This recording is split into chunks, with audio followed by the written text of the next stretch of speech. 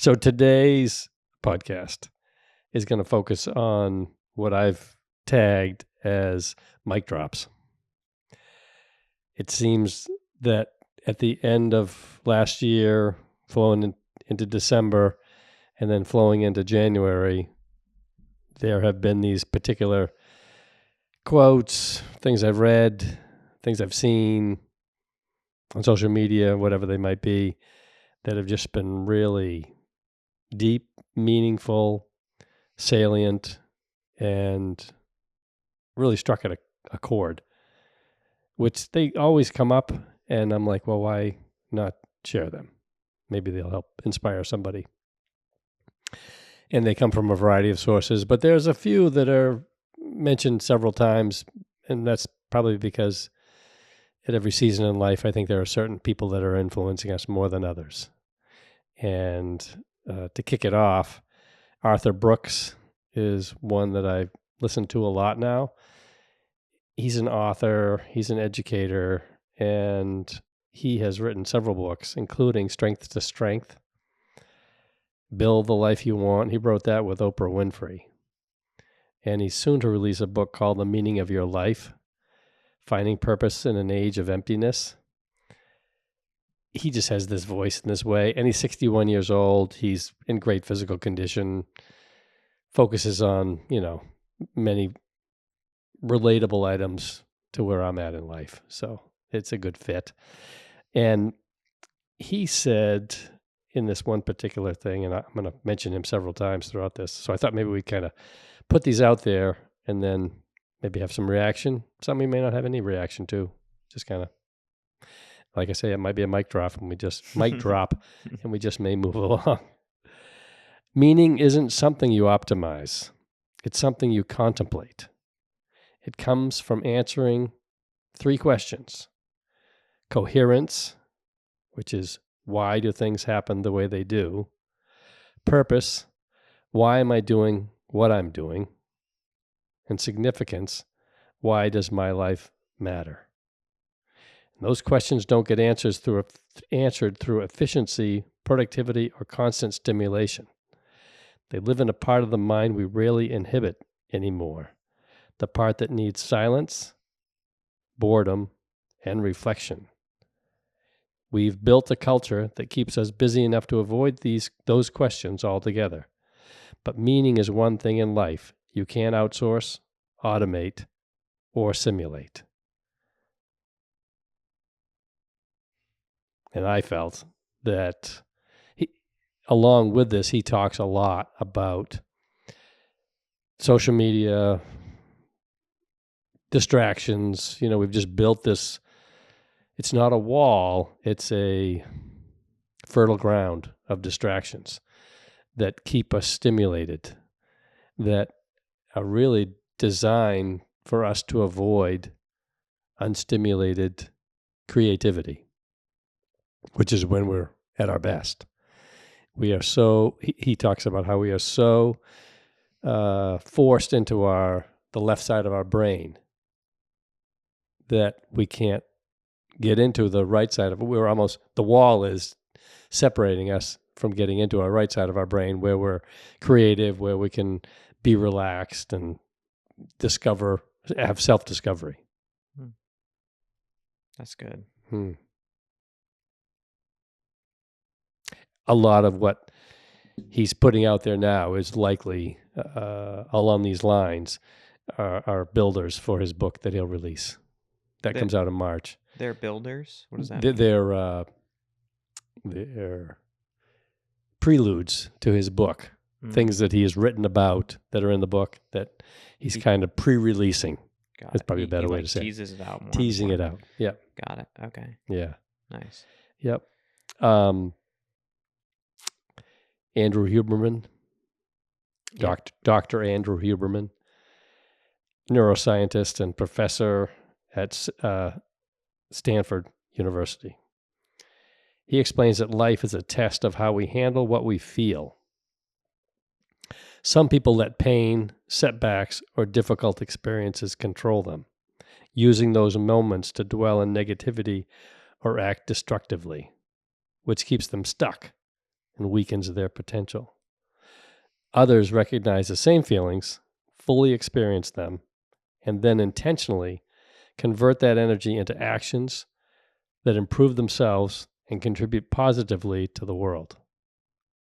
By mastering this process, individuals cultivate resilience, turn challenges into opportunities, and live with purpose and meaningful impact, demonstrating that growth comes not from avoiding hardship, but from transforming it.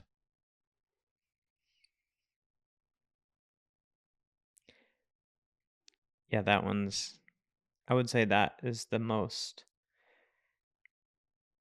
thing I'm most exploring, realizing, learning, challenging myself with, developing in my personal experience right now. I definitely think that is, that's a lot of words, but it captures a lot. And, we've got all this going around us at once. There's like personal life, work life, public life, life we can't control, government, politics, economy, etc. And all these things are like swirling around, like they're the ocean we're being tossed in, and we're trying to, figure out which way is up, swim to the surface, pick our head up out of the water, look around, determine which way shore is, not get crashed by the waves, swim in, find land, or swim out beyond the break. Yeah, whatever. I mean, and our emotions make that experience, whether we listen to them or whether, you have to listen to them, how we interact with them. If we're getting pounded by the waves and we're stressed and sinking into the feeling of hopelessness, that experience can be terrible.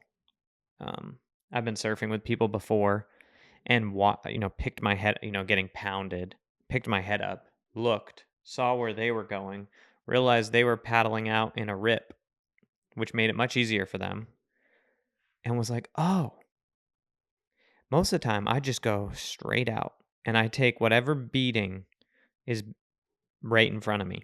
But I was like, man, it's like such a, but you can't do this unless it's kind of Maslow's hierarchy of needs. It's like you have to get to a place where you can pick your head up in the first place. And then how long can you maintain that perspective? At some point, you kind of have to put your head back down, paddle a little more, stop, break the scenario again, step back, get perspective. I am really feeling this quote for sure. I think, how you experience challenges or even wins. How do you let's say like the last 2 years have just gone totally your way. Are you going to self-destruct after that? Are you going to stand in the limelight, on the Olympic podium or whatever and take it all in, be totally present, step off the podium, go, be present with your family? Are you going to do everything? Like no one does. It's not just challenge. We talk about challenges all the time, but it could be successes too. Yeah, I'm definitely feeling that one. Well, and kind of piggybacking on what Andrew Huberman said, Arthur Brooks comes with another one that says, people do not discover the meaning of their lives in moments of ease.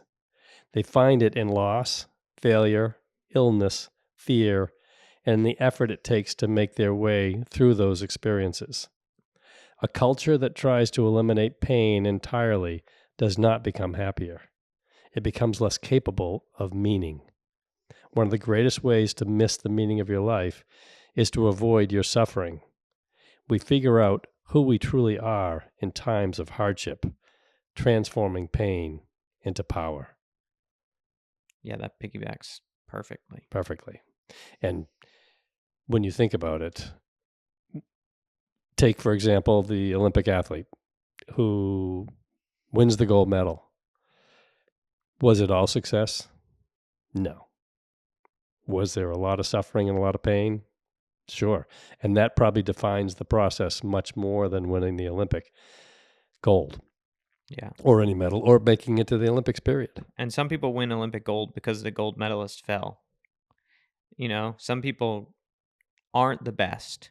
They just won that event that time. They are the best in that event at that time. Sometimes the best guy or girl is eighth. Right. And then they come back 2 Olympics, 3 Olympics later, and the best dog wins. And it is, yeah, like how you handle coming in eighth, or like, oh, I won, but are you really the best? Like, do you know you would beat that person, on every event, or did you win the most important iconic event, whatever, so I'm sure there's some Olympians that have won that have some form of imposter syndrome. Peop Take Shaun White, for example, who how many Olympic golds, how many X Games golds, how many, world championships, whatever. Kelly Slater, Tiger Woods, is like the goats. It's like that's the best person. If you beat them on their best day, you're still not the best, but I do think it's those people who take a sixth place and they don't go, okay, well, I thought I was the best, but I'm not, and then quit. Or Sam Morse's, you just had Sam Morse on. Someone like that is a huge inspiration to me, because there are these people that just do not quit. And you don't really understand that until you watch someone kind of in your sphere or peer group, or you really like somehow get to know their story, actually read the book or whatever. Even that's a little bit removed. So, Sam's 3 or 4 years behind me, I He's think. 29. 29. Okay, so 5 years younger than me. And I've watched Sam ski since he was a little kid, probably in the ski skate program at Sugarloaf. And dude is 29 and still getting after it. And 29 now sounds young to me. When I was 20 or 17, when I was like, yeah, I don't think I want to do this anymore, 29 sounded ancient. I would have been like, dude, give it up. You know, if you're not Shaun White by 22, you're not gonna be. Well, that's not true, especially in those sports. Border cross, um, downhill, super G, stuff like that. Such more of an experienced sport, and there is this like, you know, window where you don't have experience, but you have youth, and then you have experience, but youth is slipping through your fingers, and it's such a critical time to, hit the ball at the right time, timing your swing. Um, and Sam is doing that. And it's so crazy to watch someone that stayed dedicated that long. I mean, he's been dedicated to skiing for 30 years almost. I Yeah. mean, he had fun as a kid. Okay, let's take that from him. Okay, let's say at 12 he got dedicated. That's that's almost 2 decades of dedication and never giving up. Like he talked about hiking the trail and, I don't know if this is the right move, like continuing to push forward in that insecurity, in that doubt. Um, he's just stuck with it, and it's so cool to me to watch people do that are professionally too, or with the family. People that have like family challenges. Someone who has a tough marriage or tough children for whatever reason, health or temperament or whatever, and they never give up and they never surrender. And I like put that on. I'm like, okay, I'm gonna channel my inner that person, Sam or whoever, and it doesn't feel like me, but it's okay. It's like I'm like I'll just put it on for today, for tomorrow, the next day. Just keep putting it on because it's so. That's what the Olympics or sports or heroic stories are all about. It's like giving us something to aim towards, because people like that just have stayed locked in, even if it's one area. It's like, okay, I'm Sam in the gym today. I'm, Clint with my family today. I'm Rick with my faith today. Like just bolt these things on in random areas of your life, and you kind of like Captain Planet yourself into like this awesome character. You don't have to be like, I'm not the best at anything, But like, okay, I'll just like copy a bunch of other people in a bunch of areas of my life to try and be the best version of myself I can be. I'm not going to be, Sam Morse snowboarder. I'm not going to be, um, the Pope in my faith or whatever, the Dalai Lama or whoever. But I can like make a better character of myself by, striving to be more like those people in that area. Yeah. And, Brooks and Huberman and all these guys. And I heard there was another study. I can't remember who discussed this. I can't reference them. But there was a study done on twin boys who identical genetically, as closely related as possible. And they did a lifelong study on them. I don't know at what age they were at when it kind of stopped or was at. However, they're on this identical genetic pathway, and yet one fell off the curb. Trouble. Couldn't get himself out of. Couldn't get himself going, I guess, basically. And the other one, successful, ambitious, caring, loving, gave back a lot. And how does that happen? And it's this exactly. It's how you relate to the things, challenges, suffering, or whatever you might have that comes along your way. And when you think about people who are in a heightened state that are affected, people who have had cancer, diagnosed with it, and maybe in remission or still have it today, a chronic illness, a death in the family, a serious accident, things like that. Those are defining moments that happen in people's lives that can set them apart. And the great thing about that is, like you say, you have had your own, and you can associate that. I like what you say, bolted on to what you're trying to become. And that's a great approach. Yeah. Anything else about that one? I don't think so. Well, this is somewhat along the same line. I think this might be the last one because they do kind of jump around a little bit. This one's Graham Weaver, podcaster. I don't know a lot about him. I will hear him periodically. One of the biggest mindset shifts I've ever learned came from a book I read during a really tough season, Zen and the Art of Happiness. Have you read that? Maybe. I've read a few Zen books, Zen and the Art of Motorcycle Maintenance, Zen and the Art of Archery. Yeah. I think I've read the Zen and the Art of Happiness. I'm not 100% sure. It offered one question that changed everything, Graham says. How could this difficult thing actually be the best thing that ever happened to me? It's not about pretending things are great. It's about forcing your brain to look for possibility instead of shutting down. When you approach challenges this way, you start seeing lessons, opportunities, and strengths you wouldn't have noticed otherwise. Try it the next time something hits you hard. It won't solve the problem instantly, but it will change how you show up for it. And I can't tell you how many times recently in the past year or two, this whole idea keeps showing up about what's the quote from, you are in the best position to help your past self. Yeah. I mean, these all just tie together really well. It's like the same thread. It's like you read my mail too. Your mail, meaning it's a saying that means like you must know what's going on inside of me because you like snooped in my mail, but it's more just like, man, you're like hitting everything that is going on inside of me, which is never a surprise to me. It's always just like, oh yeah, here we go again, and I don't mean with this, I just mean life in general is so connected, right?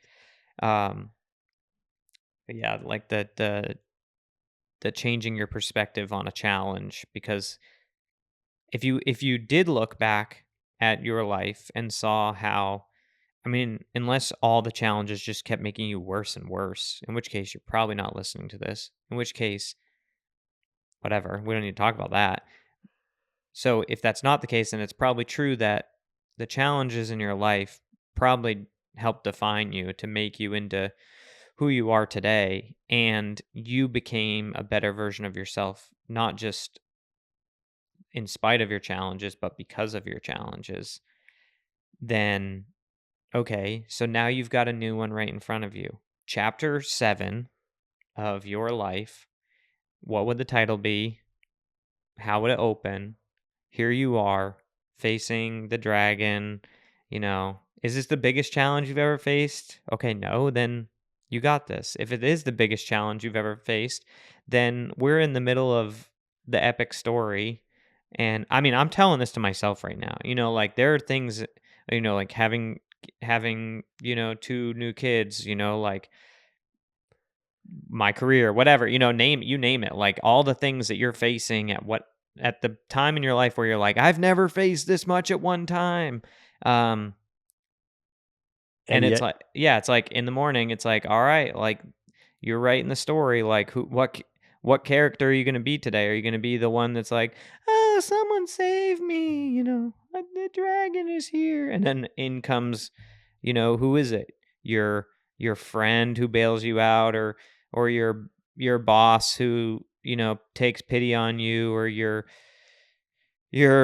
rich uncle you go ask for money or whatever, it's like, or are you going to step up and be the main character? accept your hero's journey. Yeah, and do the thing. And whatever that means, if it's like get up earlier because you need to, you know, whether it's like get in better shape for whatever reason, like your health is not what it should be, or you need to get up earlier and work out cuz you got to get some demons out in the morning, or energize yourself so you can show up for working more, or you're working the same amount but you haven't been there for your family like you want to, so it's like, all right, when I come home from work, I want to be laser focused. Well, maybe that requires a workout in the morning, or maybe it's nutrition and you're saying no to things or saying yes to things that are whatever the changes are. But it's like, okay, am I going to be this guy, or am I going to like, and then 10 years later, I'm going to go, I wish I just did it. I wish I like put myself into, like downshifted into a lower gear and sent it a little bit harder, because it's just so short. Like, it's so short. Who knows? Like, driving home or whatever tonight, tomorrow.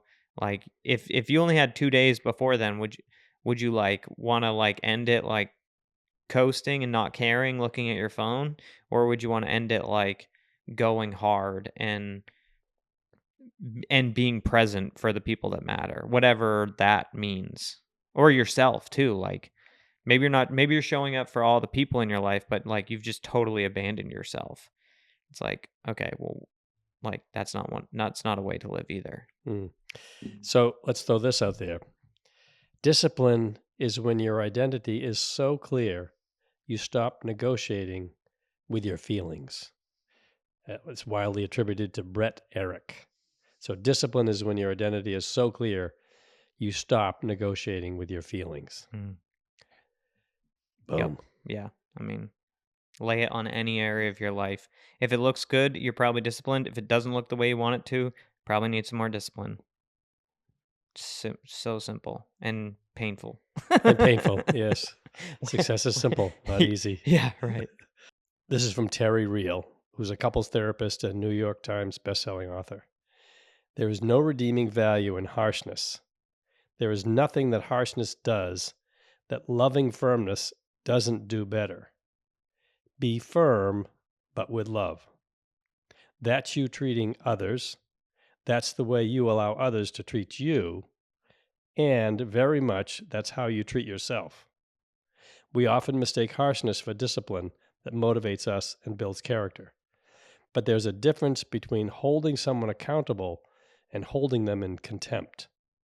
You may have something to say to me, and it may be in my interest to listen and learn from you, but you have to say it like you're on my side. You can be honest, you can be direct, you can even be firm, but if you can't say it like you're on my side, it's not help, it's harm.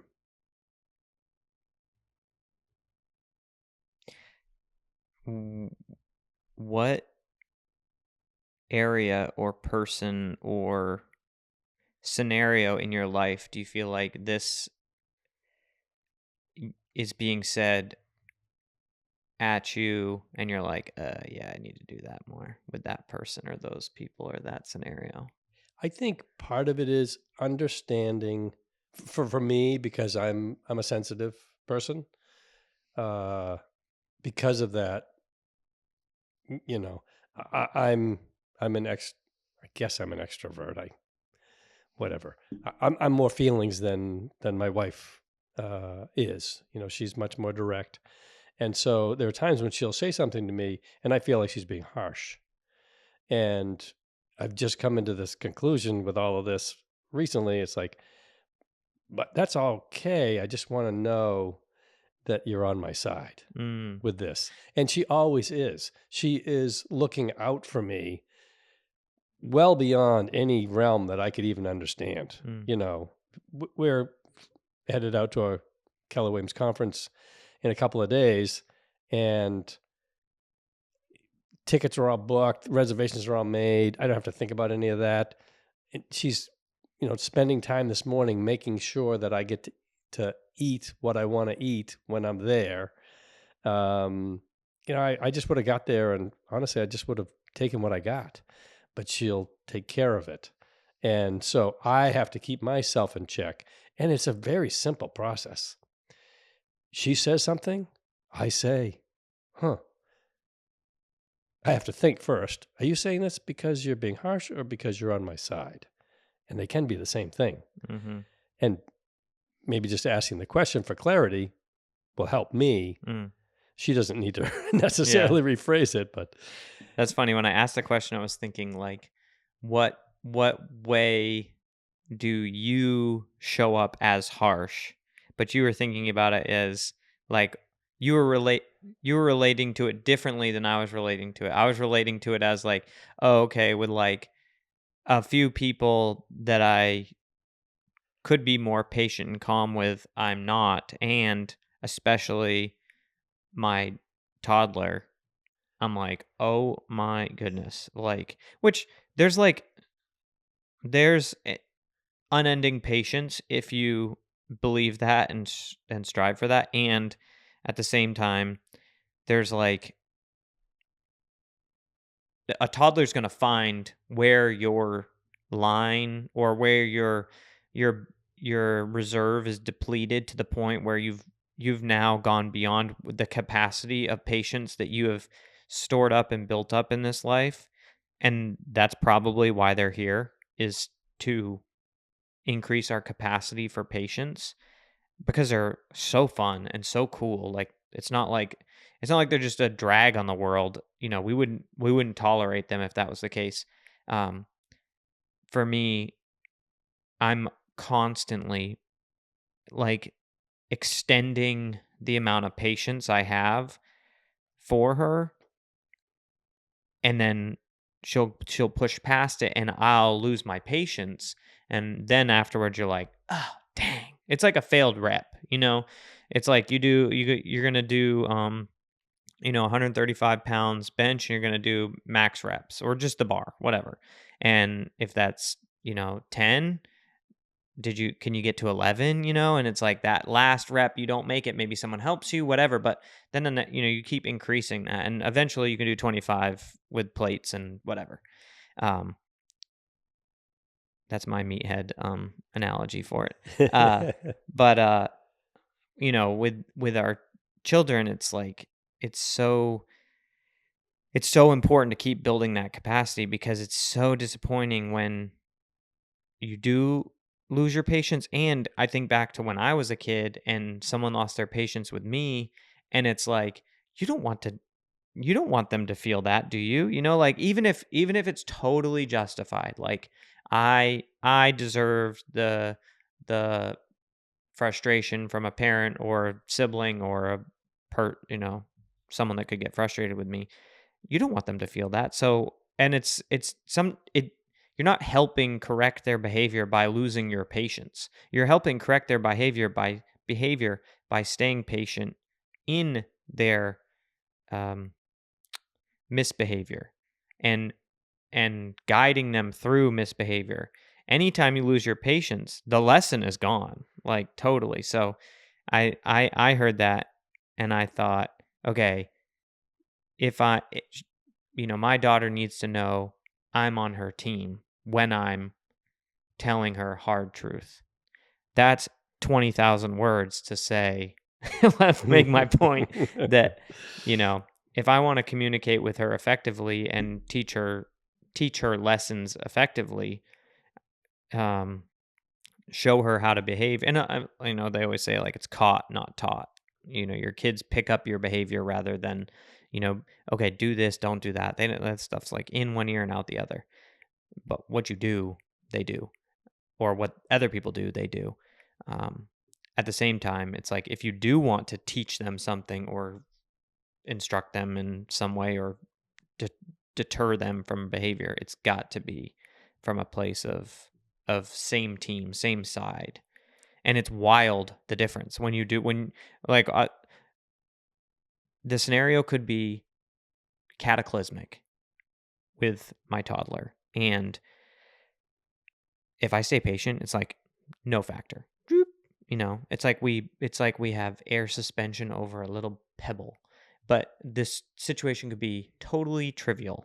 And if I'm impatient, it's like, the Baja 500 in a Toyota Prius. Not fun. So, yeah. Well, and the ultimate, this should be more self-reflection, a more self-reflective issue, this harshness, than anything else.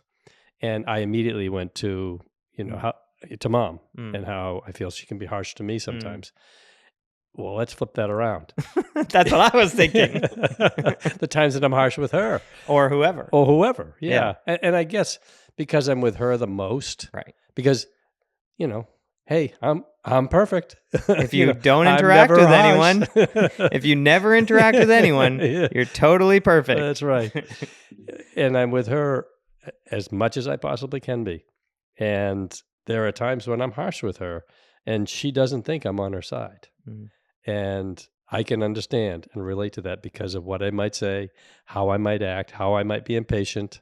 When we're driving in the car, we're both on the same side, truthfully. Yeah. We have a thing in our marriage where sometimes it'll get like, you'll get in that heightened state, stress, cortisol has kind of come into the conversation and things are starting to escalate. And obviously no one's perfect. Certainly not in our relationship because I'm involved.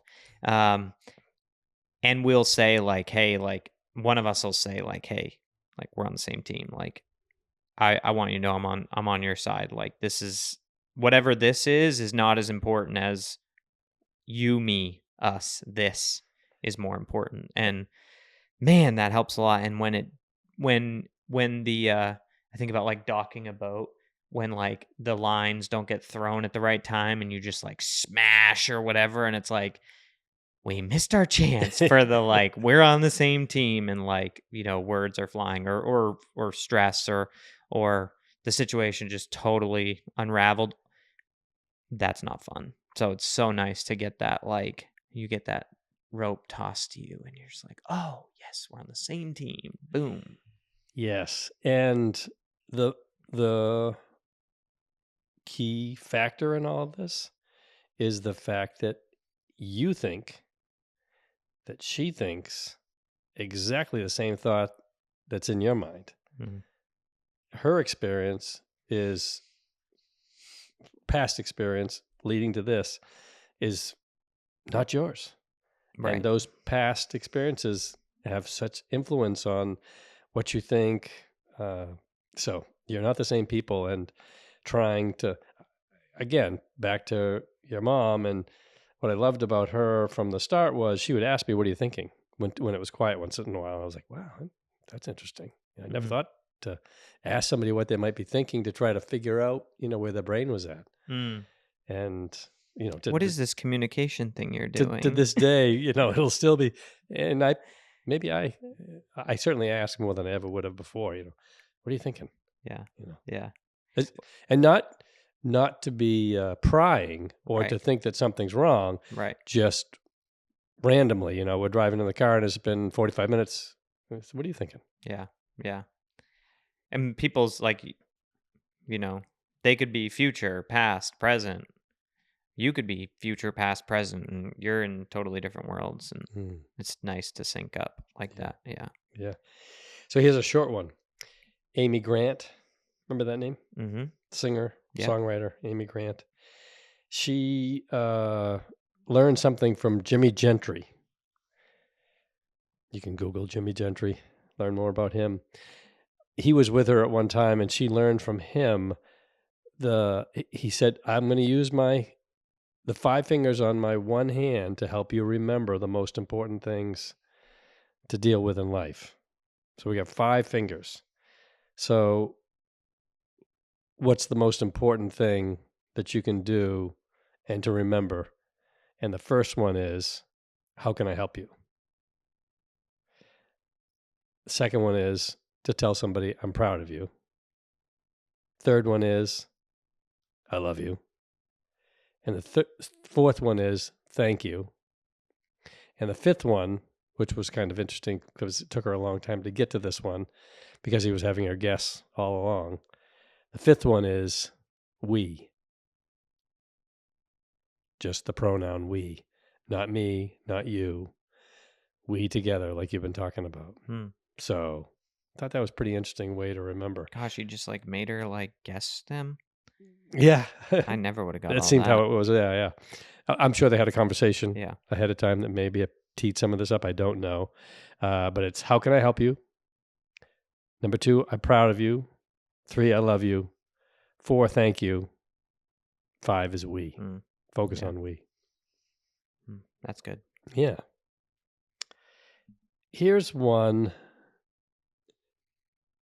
that is, I was hard to find who to credit to this because throughout all of these, this is not my brain work. This is borrowed from somebody else.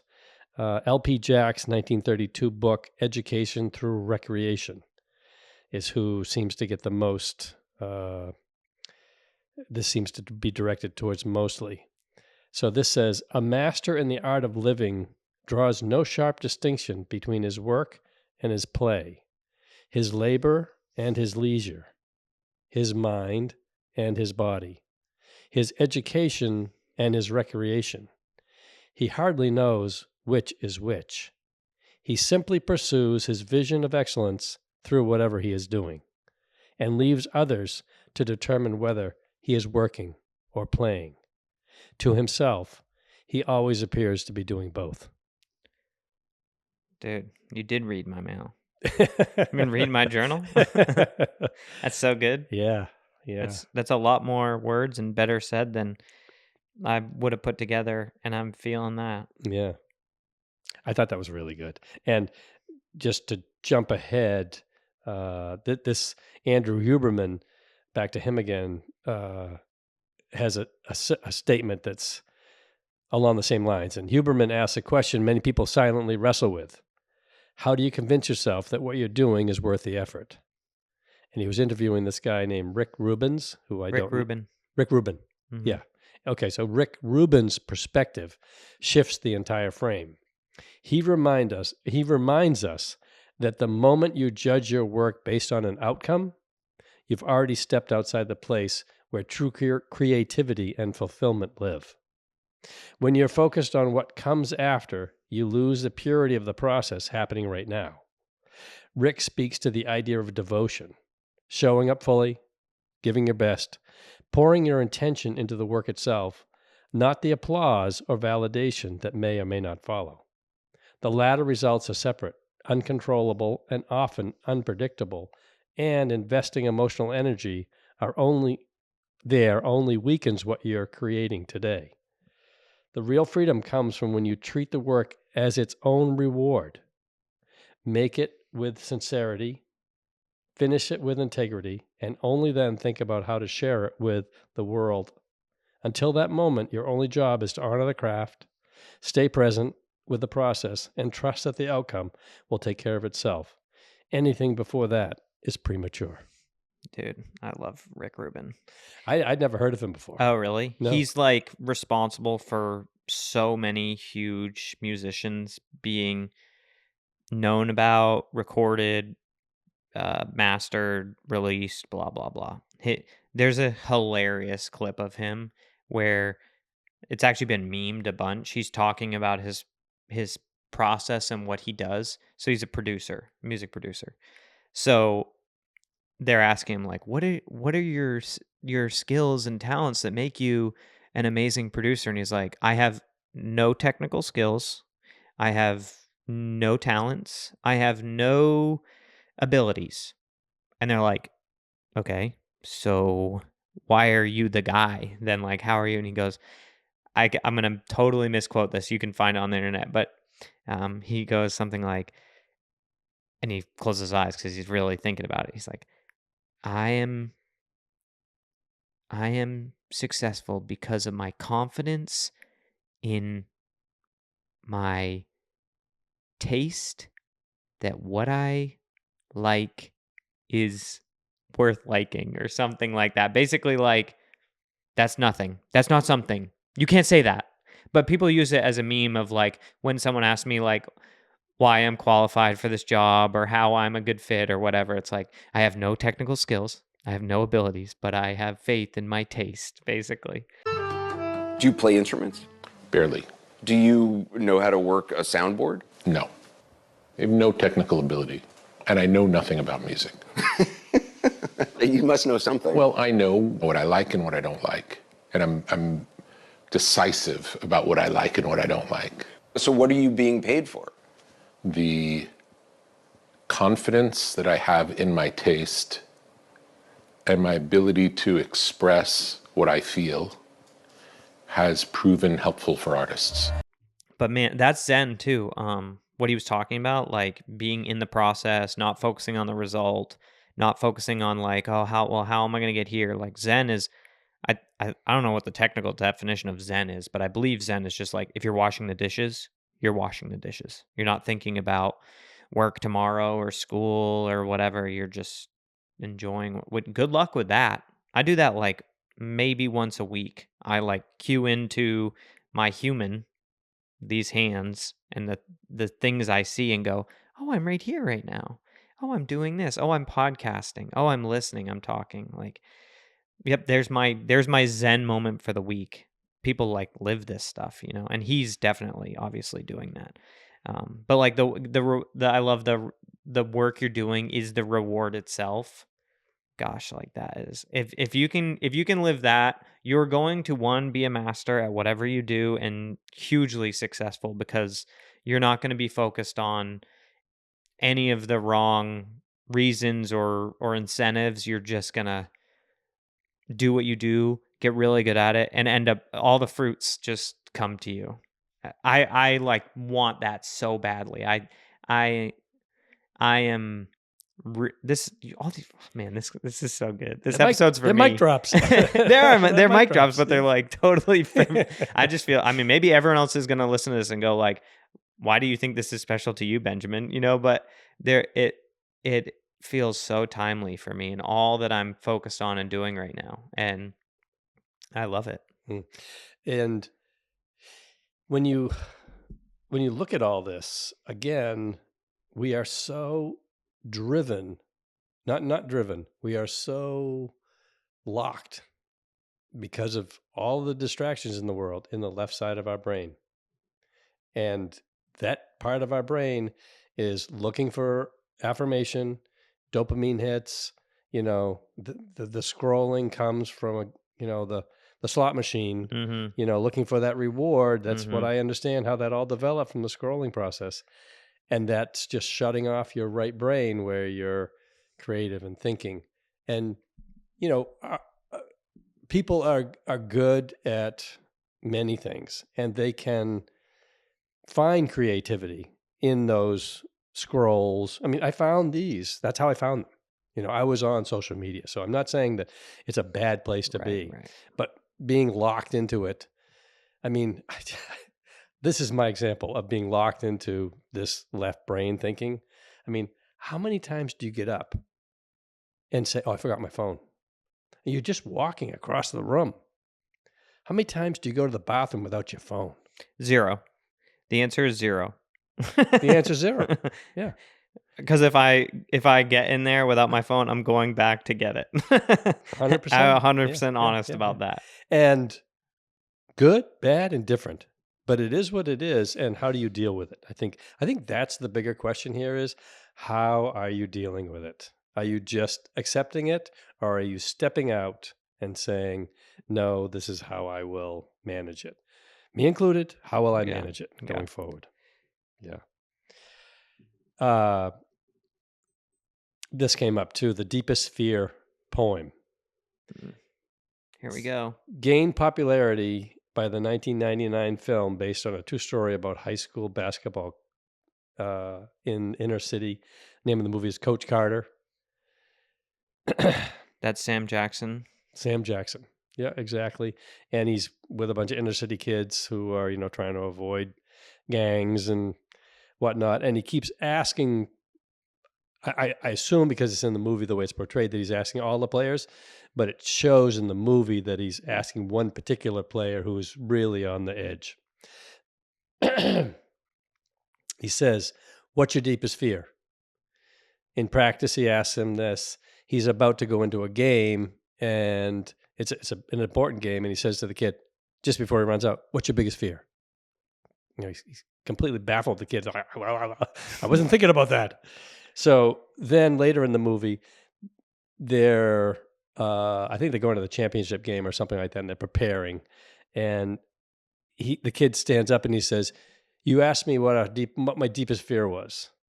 And this is a poem that's actually a Marianne Williamson poem, "A Return to Love: Reflections on the Principles of a Course in Miracles." So this is where the quote comes from, but he uses it in here. Our deepest fear is not that we are inadequate. Our deepest fear is that we are powerful beyond measure. It is our light, not our darkness, that most frightens us. We ask ourselves, who am I to be brilliant, gorgeous, talented, fabulous? Actually, who are you not to be? You are a child of God. Your playing small does not serve the world.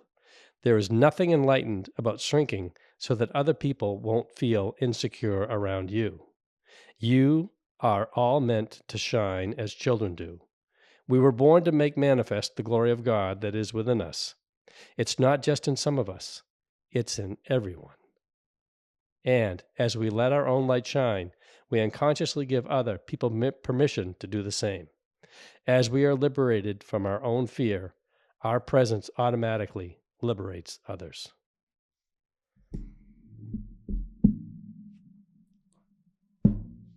The symbolic mic drop. That's the mic drop right there. Well, you got to watch this movie. Have you seen this movie before? We probably watched it when you were a kid. Yeah. You might not remember it, but it is such a good movie. And this kid plays the part so well. And he says to Coach Carter afterwards, spoiler alert, he says, "And thank you for saving my life." Yeah. Yeah, nothing needs to be said after that quote. That quote should start and end every day. And yeah. So another Marianne Williamson quote, which ties to that. Love is what we are born with. Fear is what we learn. The spiritual journey is the unlearning of fear and prejudices and the acceptance of love back in our hearts. Love is the essential reality and our purpose on earth.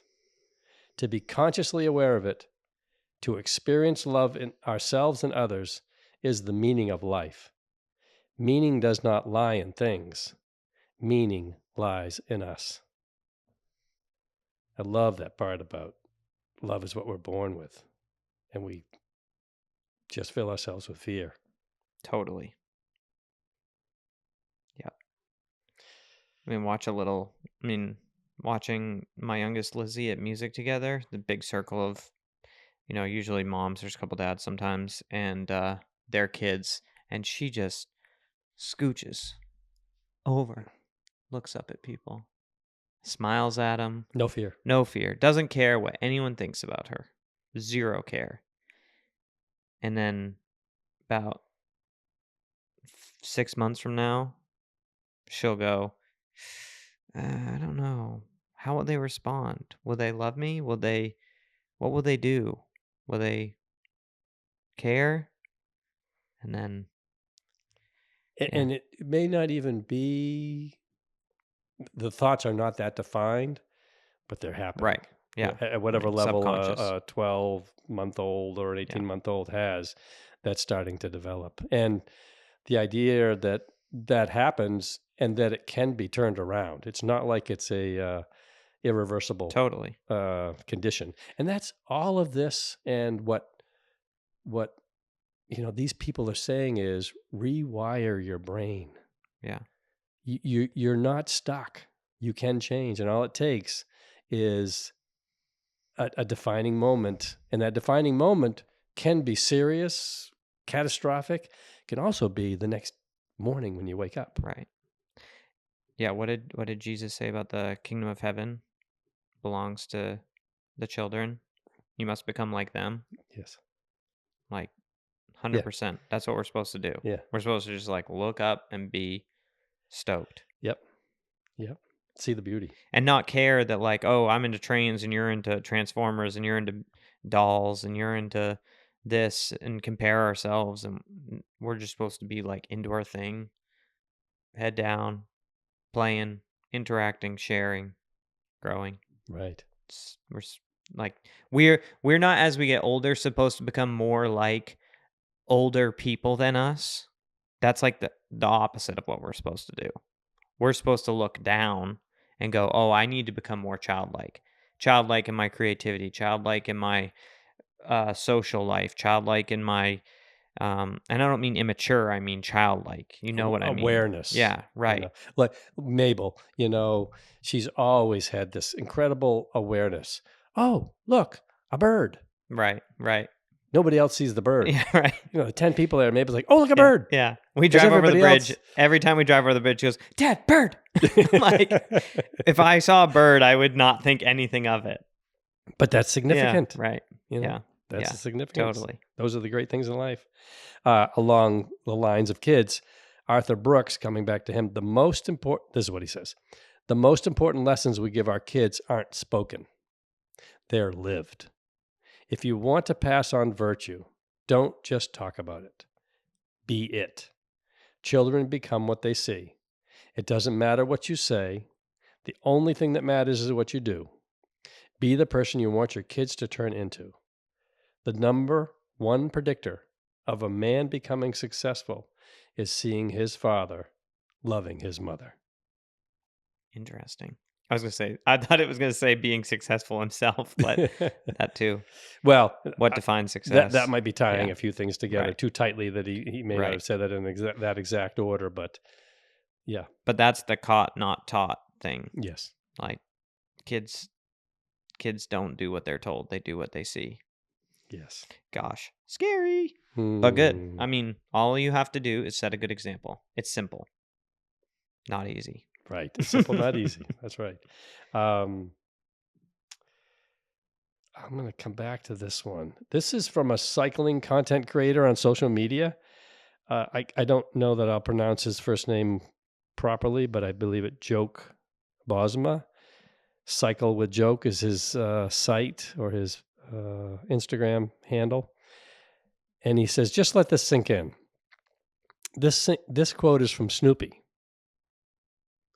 Charlie Brown says, we only live once.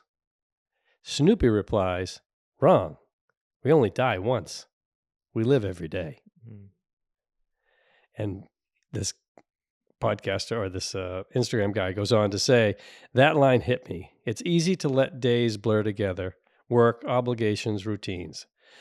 But riding, because he's a cyclist, but riding reminds me to actually be present, to feel something, to choose moments over autopilot.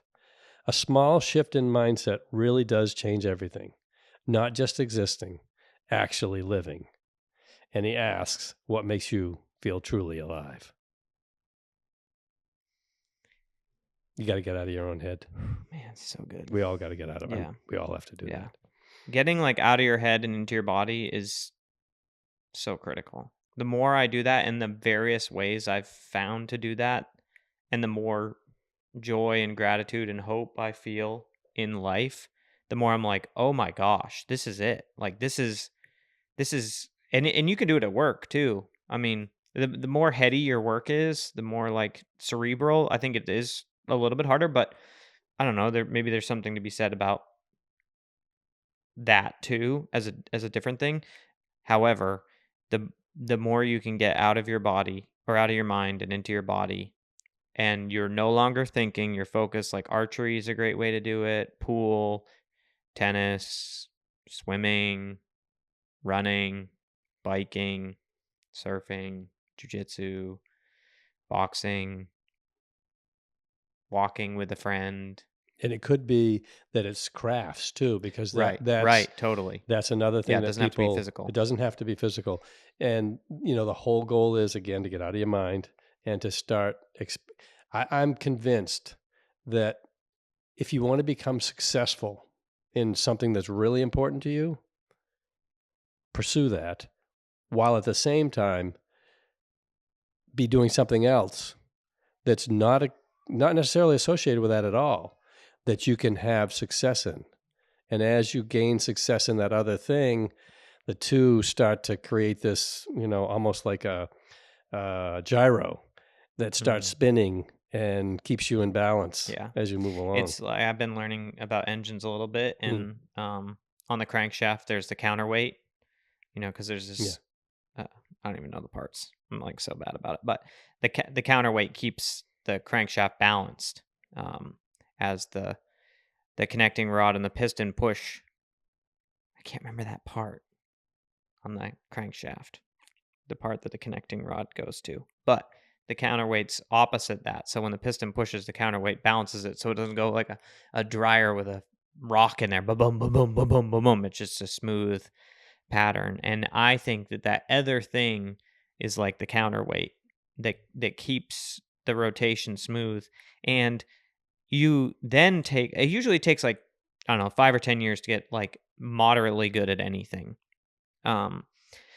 So, and it's not like you can't do this once a year, 5, 10 years. You can't do it once a month. You gotta, it's gotta be weekly, bi-weekly, maybe daily, depends on the thing.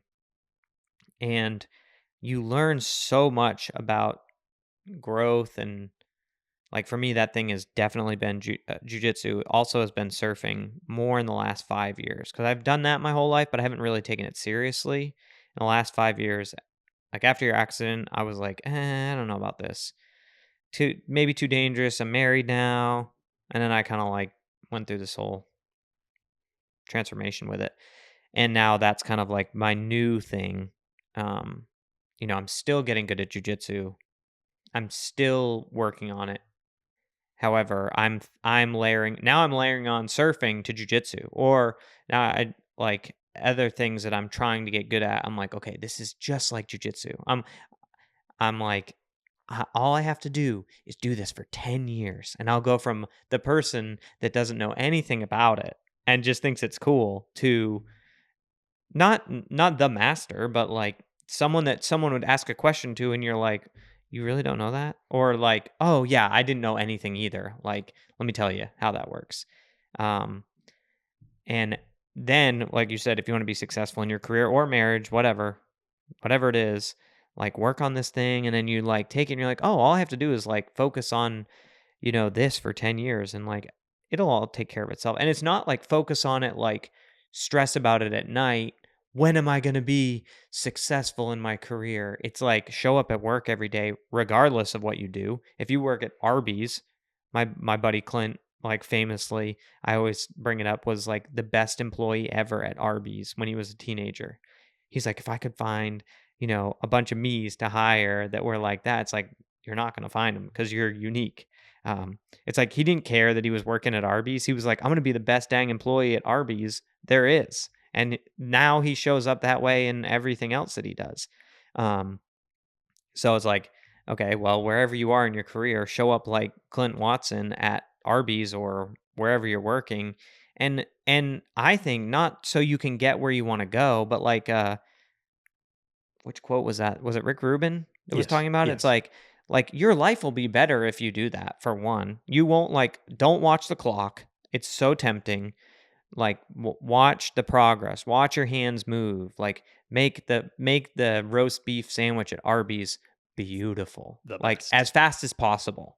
Whatever the like levers are you can pull, and like everything else will take care of itself. And the worst periods in my life were when I was focused on not being where I wanted to be, not being where I felt like I shouldn't be, and being like, I Distracted. don't want to be doing this, blah, blah, blah. We've all been there. And I can get there in an afternoon. I'll arrive at, Pity Town and population me, and just flee from that. And like I'm trying to do it, you're trying to do it. We all get there. It's not like because we're saying this talking into a microphone that it doesn't happen to us. Right. Yeah. Alan Watt. I love Alan Watts. Is it Alan Watt? I thought it was Watts. I think it's I Alan wrote Watts. Watt. Worth looking up. We'll have to figure that out. Okay. Up for debate. You see, the more at peace you become, the less you tolerate chaos. You stop explaining yourself to people committed to misunderstanding you. You stop showing up in places that disturb your calm. You start choosing silence over proving your point, distance over forced connection. It's not ignorance. It's not arrogance.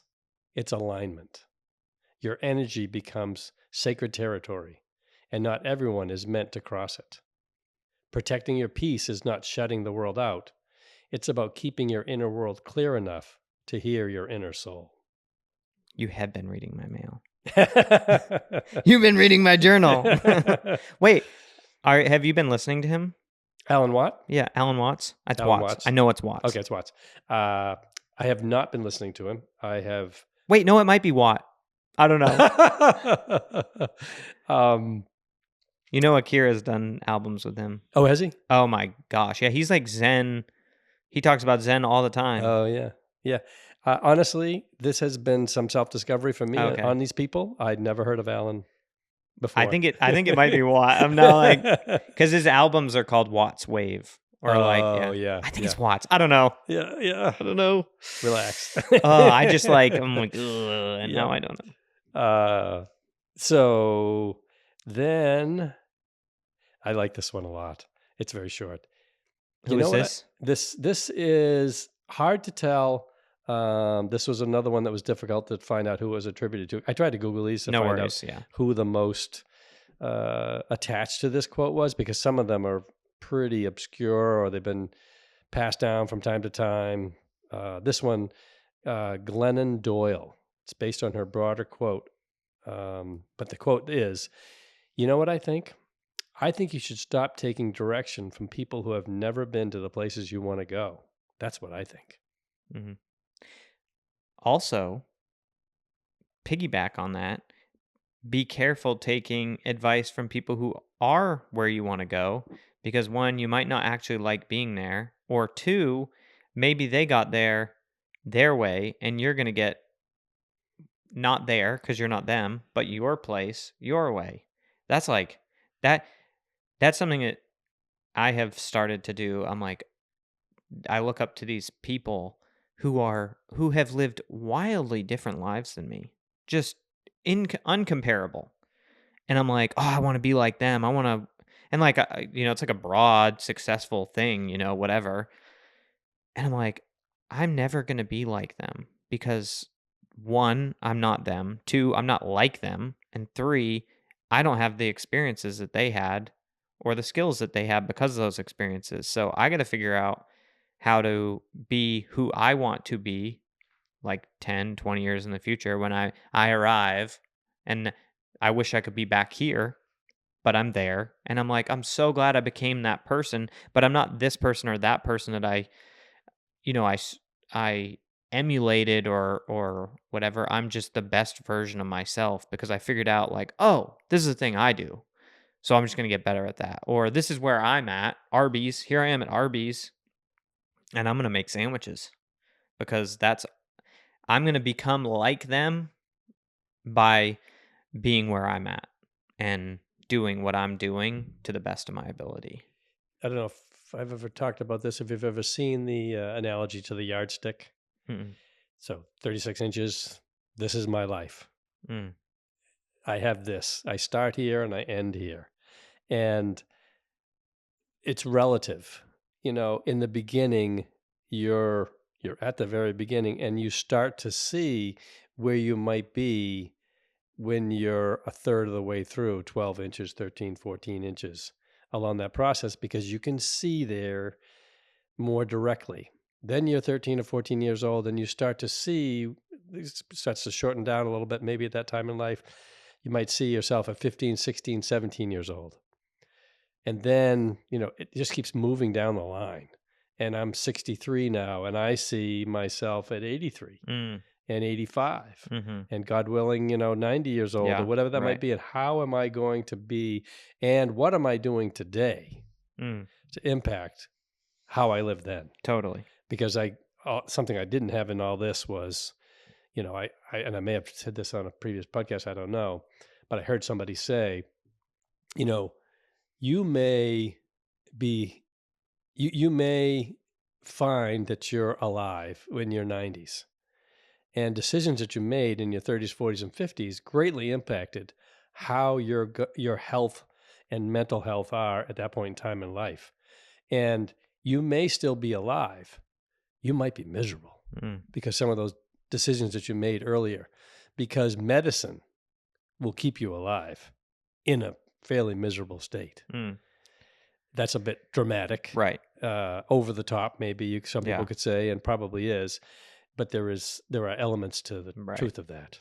The best example I have of this recently is that I sent that kiteboarding video I made for you of you kiting in Turks and Caicos. I sent it to my Georgia friends and I said this or better. You're 63, right? Yeah. Yeah. I said this or better by 63. That's the goal. Like that to me, like, you know, you talked about the yardstick and being able to see, like, you can see yourself at 83. I think I'm starting to like, okay, I'm like picturing myself at like 55. Yeah.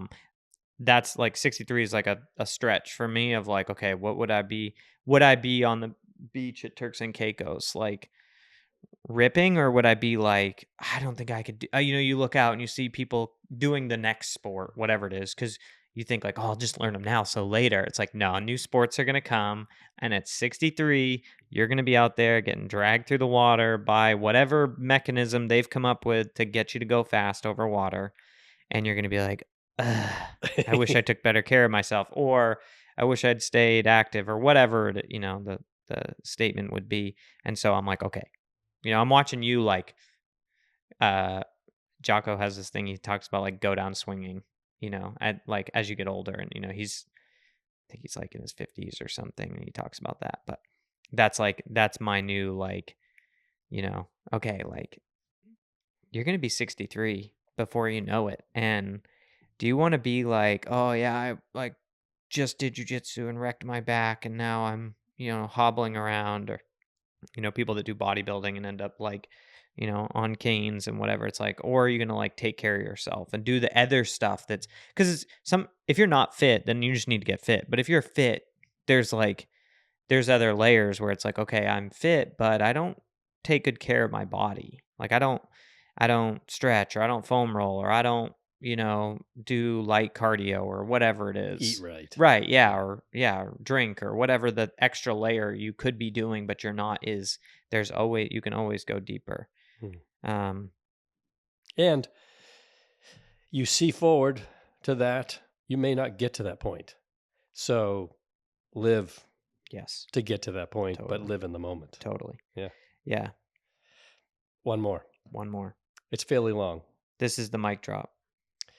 Yeah, this is the mic drop, and it is fairly long. Oh no. But it's Andrew Huberman, and struck me right to the core, because this is a neuroscientist, a man whose life is based on evidence, facts, experiments, those types of things. And Huberman says, The one thing I'd wish I'd done earlier was to stop resisting the voice in my head that said, I think there is a God, and I'm going to pray. I kept pushing that away. It was incomparable with my notion of what it meant to be a scientist. I kept pushing it down, yet at the same time, wishing for it. Recently, on my 50th birthday, I had to give an uncomfortable toast, because believe it or not, I'm somewhat introverted, especially in large groups. I'm happy to talk science and talk like this with you, and I said it then and I'll say it again now. I'm 50, and for the first time in my life, my entire life, I have experienced sustained times of real deep peace. Like just peace. Like everything is okay. Everything is as it should be. Not just some mantra you say on the Big Sur coast. Why? Because I stopped fighting so hard to try to control everything inside me and in my life. As a consequence, everything has become much easier. Still challenging, yet much, much easier. It's 100% of giving over to notion of higher power. And I'm very direct. God, higher power for me. Reading the Bible, prayer, these are practices. Not just I believe in God. These are faith-based practices. It's become a source of immense intellectual stimulation for me, and also just relaxation. It's my wish for everyone who is struggling or someone who is doing well. I'm certain it holds so much power. Even if it turns out it's all filtered through standard neurobiological mechanisms, okay, I'm good with that. But in the meantime, I'm going to keep praying. Boom.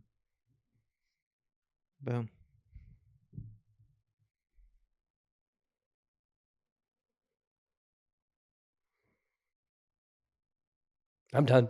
Yeah. Mic drop. Thank you, folks, for listening. Yeah. Thank you. Thanks for your time. If you made it all the way to the end, congratulations. If you come back for sound bites, wonderful. Yeah, totally. Look forward to coming back again soon. Awesome. Thanks, Dad. Thank you, Mitch. I love you. Love you.